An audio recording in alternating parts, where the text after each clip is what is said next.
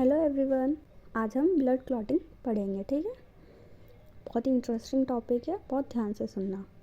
देखो, इसमें एक बच्चा देख रहे हो, इस बच्चे की चोट लग गई। आज हमें ये ठीक करनी है चोट। अब क्या होता है, इंजरी हो गई इस लड़के की। इंजरी होने के बाद इसके जो टिश्यूज़ है ना, टिश्यूज़ थ्रोम्बोप्लास्टिन रिलीज़ करेंगे। जैसे ही थ्रोम्बोप्लास्टिन रिलीज़ करेंगे ना, तो ये अपने दूसरों भाइयों को बुलाने लग जाते हैं। याद करो, प्लेटलेट्स में बोन मैरो थी ना, उसमें स्टेम सेल्स थी। स्टेम सेल क्या रिलीज़ कर रहे थे? Mega karyocytes. मेगा कैरियोसाइट्स में वो जो ड्रॉपलेट्स देख रहे थे, जो छोटे छोटे ड्रॉपलेट्स उसके साथ थे, जो फ्रेगमेंट्स के थ्रू उसके मतलब वहाँ से रिलीज़ हो रहे थे, वो थे प्लेटलेट्स। प्लेटलेट्स के अंदर क्या भरा हुआ था? थ्रोम्बोप्लास्टिन।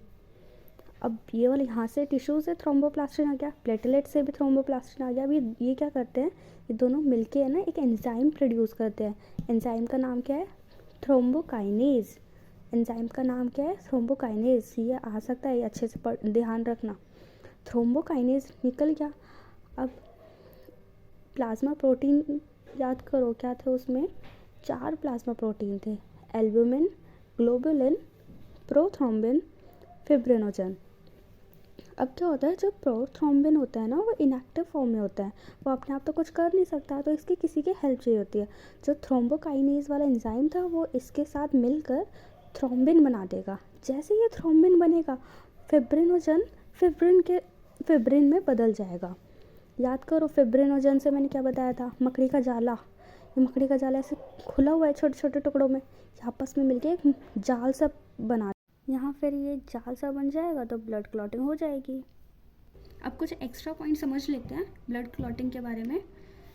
पहली चीज़ तो ये कि जो नॉर्मल ब्लड होता है उसको हम बाहर निकालते हैं ना, तो वो क्लॉट जैसे बनने लग जाता है, मतलब थिक हो जाता है, बहुत ज़्यादा विस्कस जैसा, जेली लाइक बन जाता है। तो अब ये जेली लाइक ना बने, तो इसके अंदर है ना हमें एंटी कोगुलेंट डालते हैं। ये जो ब्लड है इसके अंदर हमें एंटी कोगुलेंट डाला जाता है। ये नीट में तो नहीं पूछा जाएगा, लेकिन बोर्ड में आ सकता है। इसके ना नाम देख लो कि हम क्या क्या डाल सकते हैं एंटीकोगुलेंट के लिए। पहला तो सोडियम सिट्रेट,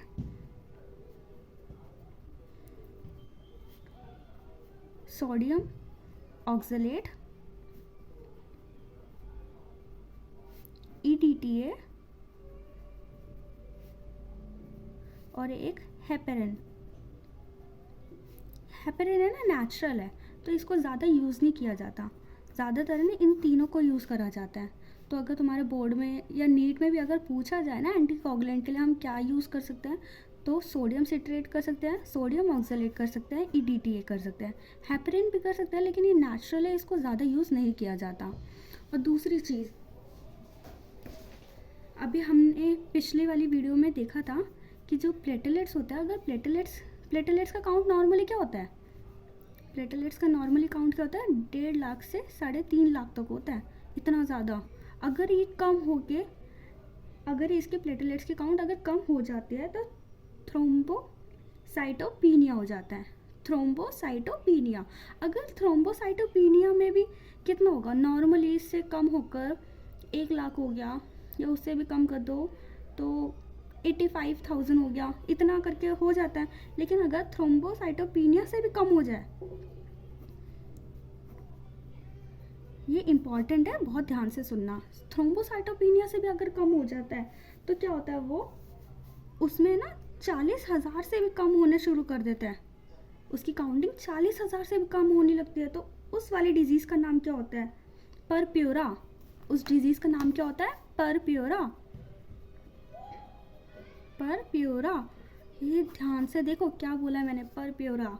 इसमें क्या होता है, जो हमारे अगर क्लॉटिंग ही नहीं होगी तो क्या होगा? ब्लड फ्लो रुकेगा ही नहीं, बढ़ता ही चल जाएगा। जैसे कि यहाँ पर हमारी चोट लग गई है, यहाँ से ब्लड निकले जा रहा है, क्लॉटिंग ही नहीं हो रही, तो क्या होता है, पूरी बॉडी पे, सिर्फ हाथ नहीं, पूरी बॉडी पे ना हल्के हल्के रेड कलर के रैशेज होने लग जाते हैं इसमें। और ये वाली बीमारी है ना बहुत कम ही होती है वैसे तो, क्योंकि 1.5 लाख से 3.5 लाख है। अगर इससे कम होता है थ्रोम्बोसाइटोपिनिया होगा, अगर इससे भी कम 40,000 से भी कम होने लग जाता है, तब परप्योरा होता है। ये ध्यान रखना, नॉर्मली हमें थ्रोम्बोसाइटोपिनिया पे टिक करना है।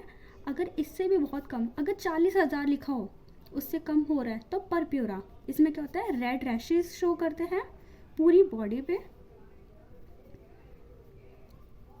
ओवर रेड रैशेस शो करते हैं ओवर द बॉडी। और क्या होता है, ब्लीडिंग डजंट स्टॉप, ब्लीडिंग रुकती नहीं है। बस ये 2 पॉइंट याद कर लो, एक तो ब्लीडिंग रुकती नहीं है क्योंकि वो क्लॉट बन नहीं पाता, प्रोथ्रोम्बिन से थ्रोम्बिन नहीं बन रहा, फिब्रिनोजन से फिब्रिन नहीं बन रहा, वो जाल जैसा स्ट्रक्चर नहीं बन पा रहा, तो फिर क्या होगा, ब्लड तो रुकेगा ही नहीं, होता रहेगा। तो ब्लीडिंग डजंट स्टॉप और पूरी बॉडी पे रैशेज आने लग जाते हैं। ठीक है, ओके, बाय बाय।